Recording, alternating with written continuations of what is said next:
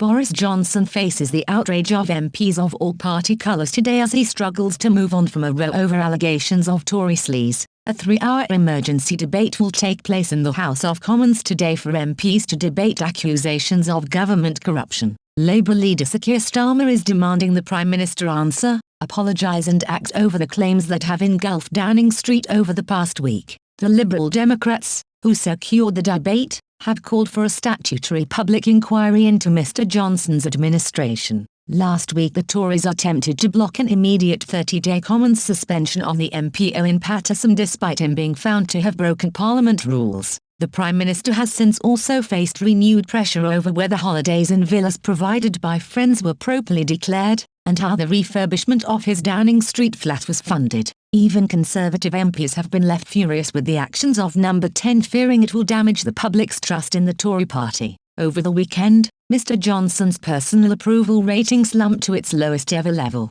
An opinion poll put the Prime Minister's net approval rating at -20%, down from -16% a week ago. The survey of 1,840 UK adults also indicated a drop of support for the party as a whole, with the Tories leading Labour by just 1%. Of those asked between November 5 and 6, 37% said they would vote Conservative at the next election compared to 36% for Labour. The findings have added to fears among Conservative MPs that accusations of corruption are cutting through with the public. One Tory MP said the government needed to get a grip of the situation and urgently look to rebuild trust with the voters. They said, "People expect, rightly so, the highest standards." Meanwhile, High Peak MP Robert Largan, one of the new generation of Tory MPs elected in 2019, told Times Radio yesterday, "In my view this was something that we got badly wrong and they need to fix it." Despite the growing anger as Mr Johnson both within his own party and across the political spectrum, the Prime Minister is thought to be planning to miss today's emergency debate. He is set to steer clear of the Commons to avoid facing MPs line up to attack him.